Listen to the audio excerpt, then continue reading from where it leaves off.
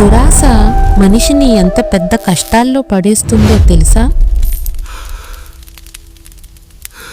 మంచి పేరున్న ఒక వ్యాపారి కాస్త డబ్బు కోసం కల్తీ చేస్తే ఏమైంది?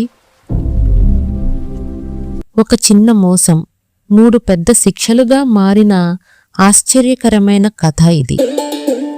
పిసినారి ధనయ్య కథ.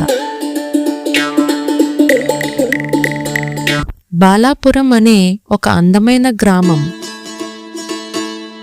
ఆ గ్రామంలో ధనయ్య అనే ఒక వ్యక్తి ఉండేవాడు. అతడు నేతి వ్యాపారం చేసేవాడు. అందరితో బాగా మాట్లాడేవాడు. అయ్యా రాజయ్య గారు, ఎలా ఉన్నారు? ఇదిగో తాజా నెయ్యి, వాసన చూడండి. అబ్బా ధనయ్య, నెయ్యి ఎంత స్వచ్ఛంగా ఉంది. ఇలా మంచి మాటలతో మంచి ప్రవర్తనతో ధనయ్య వ్యాపారం రోజురోజుకి పెరిగింది. వ్యాపారం పెరిగే కొద్దీ ధనయ్య మనసులో దురాశ పుట్టింది. ఇంత స్వచ్ఛంగా అమ్మడం ఎందుకు? కొంచెం కల్తీ చేస్తే డబ్బు ఇంకా ఎక్కువ వస్తుంది. అంతే, నెయ్యిలో కల్తీ చేసి అమ్మడం మొదలుపెట్టాడు.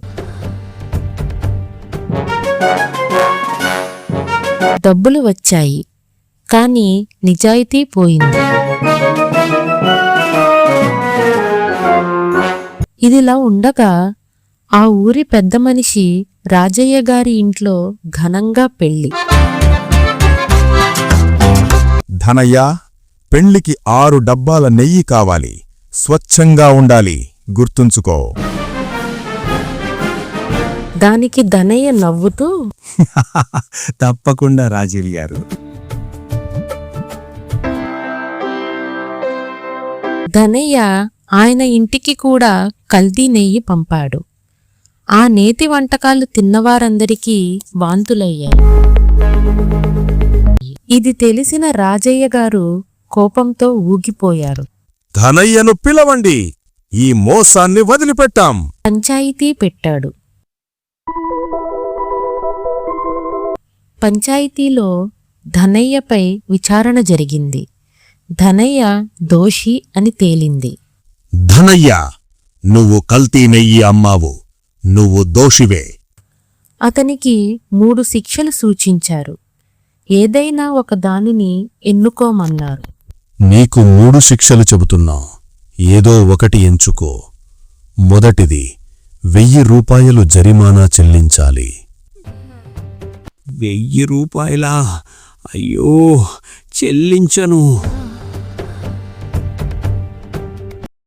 రెండోవది, 100 కొరడా దెబ్బలు. 100 కొరడా దెబ్బలా? చేత కాదు. మూడోది, 1 కిలో కల్తీ నెయ్యి తాగడం. ధనయ్య కొంచెం ఆలోచించి, నెయ్యి తాగడం కదా, ఇది లాభసాటిగా ఉంది. సరే. నెయ్యి తాగడం మొదలుపెట్టాడు. 1 గుట్క 2 గుట్కలు పూర్తిగా తాగలేకపోయాడు. అయ్యో, ఇది తాగలేన్రా బాబు.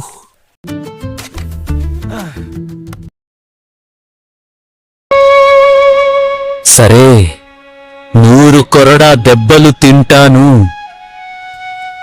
అని అన్నాడు. 50 దెబ్బల వరకు ఓర్చుకున్నాడు. ఆ తర్వాత అమ్మో, చావొస్తోంది. ఆపై తట్టుకోలేకపోయాడు.